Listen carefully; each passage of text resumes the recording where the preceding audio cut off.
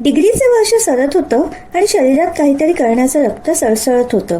पण सुरुवात जरी करायचा विचार केला तरी घरचे म्हणायचे, बाळा तू राहू दे, तुझ्याच्याने काही नाही होणार. ना घरामध्ये ना बाहेर अशी कोणतीच व्यक्ती नव्हती जी म्हणेल की Tanmay prove yourself, but no chance. जेव्हा आयुष्याचे एल लागायची वेळ आली तेव्हा ते चहूबाजूनी लागायचे. मग घंटा आपण काही करू शकत नाही ही भावना मनामध्ये उत्पन्न व्हायची. पण इथे आयुष्यात काहीतरी करून दाखवायचे असेल तर या छोट्याशा गावात राहून काही होणार नाही. त्यासाठी मुंबईसारखे मोठे शहरच हवे. मुंबईच्या 2-3 नातेवाईकांना फोन केला, पण त्यांचे घर छोटे असल्याने तिथे बंदोबस्त होऊ शकला नाही. म्हणतात ना, जेव्हा आपले नातेवाईक किंवा जवळचे मित्र हात सोडतात तेव्हा अनोळखी लोकच आपल्यावर विश्वास दाखवतात. 4 महिन्यांपूर्वी फेसबुकवर ओळख झालेल्या निखिलची मला आठवण झाली. तो मुंबईचा होता. आता या क्षणी मला त्याची खूप आठवण आली. भराभर फोनची कॉन्टॅक्ट लिस्ट ओपन करून त्याचा नंबर शोधून काढला. काही सेकंद फोनची रिंग वाजत होती. मग फोन उचलला गेला. हॅलो, हां कोण? निखिल. निखिल मी. मला ओळखलं नाहीस का? कोण? तन्मय? हां, तन्मय चव्हाण. काय रे झालं आज अचानक कॉल केलास? कारणही तसंच आहे रे. अरे तन्मय बोल ना, काय प्रॉब्लेम झालाय का? अरे मी मुंबईला यायचा विचार करतोय रे, तू मला मदत करशील का? अरे मग ये ना, विचारतोयस काय? पण मी कायमस्वरूपी येणार आहे, चालेल का तुला? अरे न चालायला काय झालं, तू काय मला जड होणार आहेस का? तू ये कधीही, मी वाट पाहीन तुझी. निखिलचा फोन कट झाला आणि मनाला हायसे वाटू लागले. दुसऱ्याच दिवशी मी मुंबईला रवाना झालो. आठवडा उलटून गेला. निखिलने मुंबईचा हरेक कानाकोपरा मला दाखवून दिला. यात विशेष मला ते रेड लाईट एरियाचं वाटलं. कसं कोणी पैशासाठी देह विक्री करत असेल हा विचार माझ्या मनात सारखाच घोळत होता. मला असल्या फंद्यात काही पडायचं नाही, मग मी तो विचारच सोडून दिला. आपण मुंबईला चांगलं काम करायला आलोय. नको त्या दिशेकडे न भरकटता मी माझं लक्ष एका दिशेला स्थिर केलं. आता मुंबईमध्ये आल्यावर मी माझे सारे इंटरव्ह्यूज दिले, पण सगळ्यांना जॉब एक्सपिरियन्स हवा होता आणि मला घंट्याचा एक्सपिरियन्स नव्हता. सो विल कॉल यू एवढंच इंटरव्ह्यूला ऐकायला मिळायचं. काही दिवसांनी मला पिक्चरमध्ये काम करायचं वेळ लागलं. मग मी त्या क्षेत्रात आपलं लक आजमावण्याचा प्रयत्न करू लागलो. केदार अवस्थी यांच्या पहिल्याच जंग या हिंदी चित्रपटात मला हिरोईनच्या बॉडीगार्डचा 2 मिनिटाचा रोल मिळाला. माझा चेहरा एखादा हिरोसारखा होता आणि मला हिरोसाठी प्रयत्न करायचे होते. मी केलेल्या 2 मिनिटाचा रोल लोकांना खूप आवडला. मला तेव्हा खूप सारा रिस्पॉन्स देखील मिळाला. त्यानंतर मला खूप सारे प्रोजेक्ट मिळू लागले, जे साईड हिरो किंवा हिरोईनच्या भावाच्या किंवा हिरोच्या भावाचे रोल होते. त्यात काही हिरोच्या मित्राचे सुद्धा रोल होते. मला हिरोचाच रोल करायचा असल्यामुळे मी ते सगळे प्रोजेक्ट नाकारत गेलो. काही दिवसांनी मला एका सी ग्रेड पिक्चरमध्ये हिरोच्या रोलची ऑफर आली. या पिक्चरमध्ये मला मेन लीड रोल तर दिला होता, पण त्यात जे काम करायचे होते त्याला माझे मन धजत नव्हते. बाजार नावाचा तो पिक्चर होता आणि त्यात मला सेक्स सीन्स द्यायचे होते. लीड रोल मिळतोय म्हणून तो पिक्चर करावा तर आपल्या नावाला बट्टा लागेल आणि परत त्यात धर्तीचे सिनेमा मिळू लागले तर सिनेमात फक्त सेक्स सीनसाठीच फेमस होऊन जाऊ असा विचार मनात येत होता. नो तन्मय, मला हे मुळीच पटत नाही. तो एक सिनेमा करून तू स्वतःचं आयुष्य बर्बाद करून घेणार आहेस का? अरे ही इंडस्ट्री आहे. आज त्यांना बकरा हवाय हलाल करायला, म्हणून तुझा वापर करत आहेत. एकदा तू हलाल झालास की मग तुझ्याकडे ढुंकूनही कोणी पाहणार नाही. निखिल म्हणाला. निक, तू ओव्हर पॉझिटिव्ह होतोयस. आय नो तुला माझी काळजी आहे, पण माझं लक मला एकदा आजमावून तरी बघू दे. आणि ऍक्टिंग ही ऍक्टिंगच असते. ती सी ग्रेडमध्ये केली काय आणि ए ग्रेडमध्ये केली काय, फार काही वेगळं नसते रे. तन्मयने त्याला समजावण्याचा प्रयत्न केला. हो ना, सर्व सेमच असतं ना. मग एक काम कर ना, मरीन लाईन्सला हातात लाल रुमाल बांधून उभा राहा. या फिल्ममध्ये जे कौशल्य दाखवायचं आहे ते तिथेच दाखव. तिथे तुला टेक घ्यावे लागतील रे. तिथे एका रात्रीत पूर्ण पिक्चर होतो. निखिल, तू खूप जास्ती बोलतोयस. का तन्मय? उघड बोलल्यावर तुझ्यातला कलाकाराचा अपमान झाला ना. मग मी काय चुकीचं बोललो रे? निखिल, तू आता गप्प बैस. मला माझं चांगलं वाईट बरोबर कळतं. गुड. म्हणजे शेवटी मैत्रीच्या नात्याची काय लायकी असते हे तू सिद्ध करून दाखवलेस. पण एक लक्षात ठेव मिस्टर तन्मय चव्हाण, तू आता वेडा झाल्यास पहाटे पडलेल्या स्वप्नांनी. तू ते स्वप्न खरं समजून त्यात रंग भरण्याचा प्रयत्न करतोयस. पण जेव्हा ते रंग उडून जातील तेव्हा तुला पश्चाताप होईल आणि तेव्हा तुझ्यासोबत हा निखिल पाटील नसेल. Oh really? हा हा हा. Nikhil, it's me, the only one, Tanmay Chavan. बापाला बाप कसं बनायचं हे तू तरी मला नको शिकूस. मला तुझी गरज नाहीये. कळतंय का तुला? या तन्मयला तुझी गरज नाहीये. ते एका अर्थी बरंच झालं रे. म्हणजे आता तुला माझ्या रूमची पण गरज नसेल, नाही का? डोंट वरी, जातोय मी, तन्मय तोऱ्यात म्हणाला. तन्मय निखिलच्या घरातून निघाला खरा, पण आता इथून पुढे कुठे जाणार हा त्याच्यापुढे मोठा प्रश्न उद्भवला होता. पण तरीही त्याला मनातून फार वाईट वाटत होते. आपण आपल्या मित्राला दुखवले, ज्याने आपल्याला मुंबईत राहायला जागा दिली. जेव्हा आपले जवळचे हात सोडून गेले तेव्हा मोठ्या विश्वासाने त्याने पाठीवर थाप दिली. आज त्याच मित्राला आपण वाईट साईड बोलून दूर केलं, पण आता या गोष्टीचा विचार करून काहीच फायदा नव्हता. तन्मय टॅक्सी पकडून मुंबई सेंट्रलच्या दिशेने निघाला. वाटेत आता त्याला त्याच्या भविष्याची काळजी लागून राहिली होती.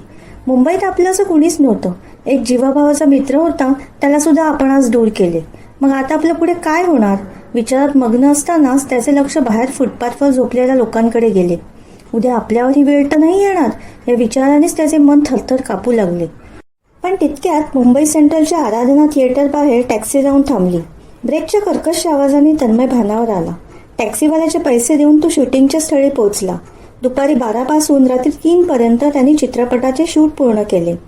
शूट पूर्ण झाल्यावर तन्मय आता रात्रीच्या राहण्यासाठी लॉज कुठे मिळतोय का ते पाहत होता. मनात लॉजची व्यवस्था कशी होईल याचा विचार चालू असतानाच फाटकातून एक अँबॅसेडर कार त्याच्या बाजूला येऊन थांबली. कोण असावी ही व्यक्ती हा विचार करत असतानाच गाडीची काच खाली झाली. त्या व्यक्तीला पाहून तन्मय आश्चर्यचकित झाला. संजना दीक्षित, आता शूट झालेल्या चित्रपटाची नायिका. संजना जेमतेम 30-35 वर्षाची असेल. सावळा पण रेखीव रंग. तिच्या ओठावरची डार्क पिंक लिपस्टिक उठून दिसत होती. ब्लॅक कलरचा मिडी ड्रेस आणि हाय हिल्स तिला मॅच करत होते. तिचा प्रत्येक बॉडी पार्ट दगडात कोरलेल्या मूर्तीसारखा वाटत होता. तन्मय तिच्या सौंदर्याचं निरीक्षण करत असताना तिच्या चुटकी वाजवून हॅलो बोलणारी तो भानावर आला. Oh sorry. It's okay, come I drop you. नाही नको, मी जाईन. तसंही मी जवळच कुठल्या तरी लॉजवर जाणार आहे. ओ मिस्टर, आता रात्रीचे 3:30 वाजलेत. यावेळी तुम्हाला लॉज काय पानपट्टीचं दुकान सुद्धा उघडं भेटणार नाही. तिच्या बोलण्याने तन्मय आता काय करायचं याचा विचार करू लागला. तितक्यात तीच पुढे बोलू लागली. If you don't mind then तू माझ्या घरी येऊ शकतोस. माझं घर तसेही मुंबईच्या मानाने एखादा राजवाडाच आहे, सो तुला त्रास होणार नाही. हवा तर तू उद्या सकाळी निघून जा. तिचं म्हणणं एका अर्थी पटत होतं, पण काहीतरी बोलून विषय टाळता येतोय का तो ते पाहू लागला. अहो, पण तुमच्या घरातल्यांना मी आलेलो चालणार नाही. डोंट वरी, मी एकटीच राहते, असं बोलून तिने कारचा दरवाजा उघडला. मग नाईलाजाने तन्मयला तिच्यासोबत जाणे भाग पडले. No ma'am, this is not the right thing and I really don't like it. मी याकरता मुंबईला आलो नाही आहेत. माझं लक्ष क्लिअर आहे. माझ्या आयुष्याच्या वाटेत किती जरी खाचखळगे आले तरी मी भरकटणार नाही. मला या जगात सन्मानानं जगायचं आहे. सी ग्रेड पिक्चरमध्ये काम करणे ही काय माझी हौस नव्हती, माझी मजबुरी होती. तुम्ही जर मला चुकीचं समजत आहात. तन्मय म्हणाला. बरं, मी चुकले असेल तुला ओळखायला, पण तन्मय माझ्यात काय कमी आहे? माझ्या या रूपाचे कैक वेडे आहेत. हे असं सौंदर्य तुझ्यापुढे लोळण घेत असताना तुला नकोसं झालंय? संजनाने कळवळून विचारले. संजनाजी, मी माझ्या आयुष्यात काहीतरी ठरवलंय. जोपर्यंत माझं ठरवलेलं लक्ष्य पूर्ण होत नाही तोपर्यंत मला अशा कोणत्याच गोष्टीत फसायचं नाहीये ज्यामुळे मी मागे ओढला जाईन. बरं तन्मय, मी तुझ्या स्वप्नांच्या मध्ये नाही येणार, पण जेव्हा तुला माझी गरज लागेल तू खुशाल माझ्याकडे येऊ शकतोस. या घराचे आणि माझ्या हृदयाचे दोन्ही दरवाजे तुझ्यासाठी खुलेच असतील, संजना म्हणाली. यासाठी मी आपले आभार मानतो आणि सॉरी, मला आता निघावे लागेल. कळत नव्हतं माझ्याच आयुष्यात असं का होतंय. हवी असणारी नाती अचानक तुटत चालली आहेत. मागे फिरायचं ठरवलं तरी मागे सुद्धा माझं असं कुणीच उरलं नाहीये. त्यामुळे आता पुढे जाण्याशिवाय गत्यंतरी नाहीये. बाजार पिक्चर रिलीज होऊन 4 आठवडे झाले. पिक्चरला हवी तशी पब्लिसिटी नाही मिळाली. प्रोड्युसरने तन्मयचे सर्व पैसे बुडवले. त्याला आता कोणत्याही पिक्चरची ऑफर येणं पण बंद झाली होती. जे प्रोजेक्ट तो करणार होता तेही काही कारणाने रद्द झाले. तन्मयला काय करावं तेच कळत नव्हते. तो हॉटेलच्या रूममध्ये स्वतःला 3-3, 4-4 दिवस बंद करून बसे. बाहेर पडल्यावर सर्व जग त्याला हसताना दिसते असं वाटे. एक उभरता तारा उभरण्याचा प्रयत्न करत असतानाच निखळून पडला होता. तन्मयला निर्माते दिग्दर्शक काम देण्याचे टाळत होते. तन्मय पूर्णपणे हताश होऊन बसला होता. त्याच्याजवळ असणारे पैसेही आता सर्व संपले होते. हॉटेल मालकाने त्याला बाहेर काढले. आता तो फुटपाथवर जाऊन कसे बसे दिवस ढकलत होता. संजनाच्या वाट्याला मात्र खूप सारे पिक्चर आले होते. बाजार पिक्चरमधील तिचा बोल्डनेस प्रेक्षकांना खूप आवडला होता. एका संध्याकाळी बँड्राला शूट झाल्यानंतर ती तिच्या घरी कारने जात असताना रस्त्यात तिला कोणीतरी ओळखीचे दिसले. ती कार रस्त्याच्या कडेला पार्क करून बाहेर आली. समोर तन्मयला बसलेला पाहून ती स्तंभितच झाली. मळलेले कपडे आणि वाढलेली दाढी यामुळे तन्मयला ओळखणे फार मुश्किल झाले होते. 2 महिन्यापूर्वीचा तन्मय आणि आताचा तन्मय यात जमीन आसमानाचा फरक जाणवत होता. तन्मय, अरे काय अवतार केलास तू स्वतःचा, आणि रस्त्याच्या कडेला का बसलास? संजना, मी हरलो ग, पूर्णपणे हरलोय. रस्त्यावर आलोय ग मी. कुणाला पिक्चर नाही करायचंय माझ्यासोबत. निक बरोबर बोलत होता. या इंडस्ट्रीमध्ये कोणी कोणाचं नसतं.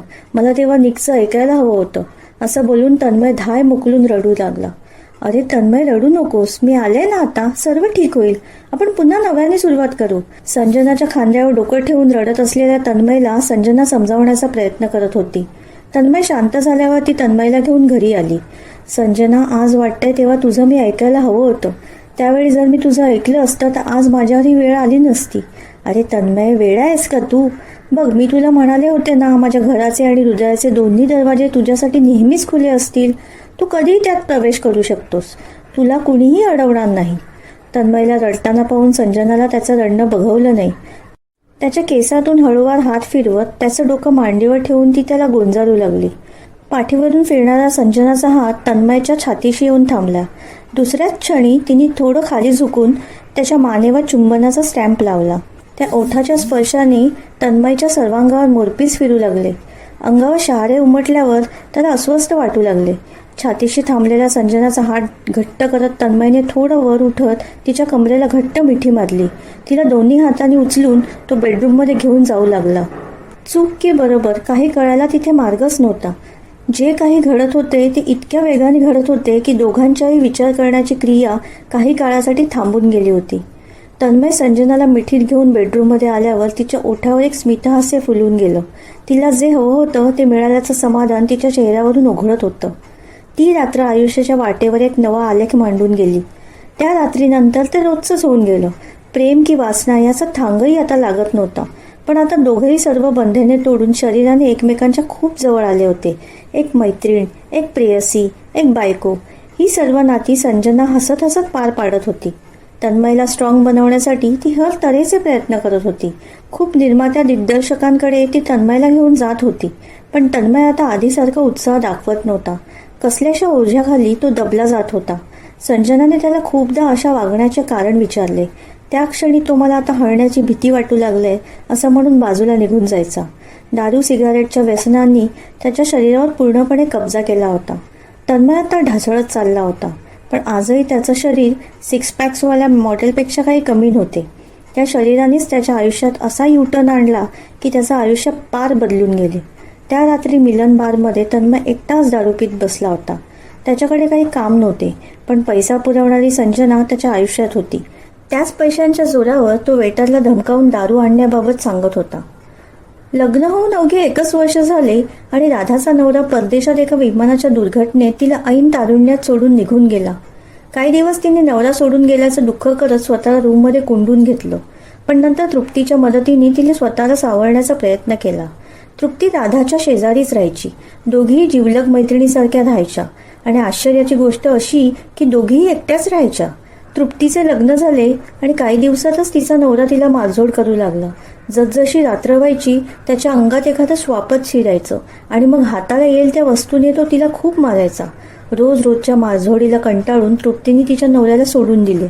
नवऱ्याला सोडल्यानंतर तिची आणि राधाची ओळख झाली.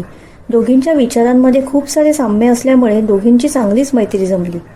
ज्या बारमध्ये तन्मय दारू पीत बसला होता तिथेच 2 टेबल सोडून 3ऱ्या टेबलवर राधा आणि तृप्ती बसल्या होत्या. तन्मयच्या प्रत्येक हालचालींकडे त्या बारकाईने लक्ष देत होत्या आणि एकमेकींना खाणाखुणा करीत होत्या. तन्मय त्यांना प्रथम दर्शनीच आवडला होता. त्या दोघींनाही तन्मयसोबत मैत्री करण्याची इच्छा झाली होती. पण तन्मयने जर त्यांना भावच दिला नसता तर त्यांचा इगो दुखावला गेला असता आणि त्या दोघींनाही तसं काही घडू द्यायचं नव्हते.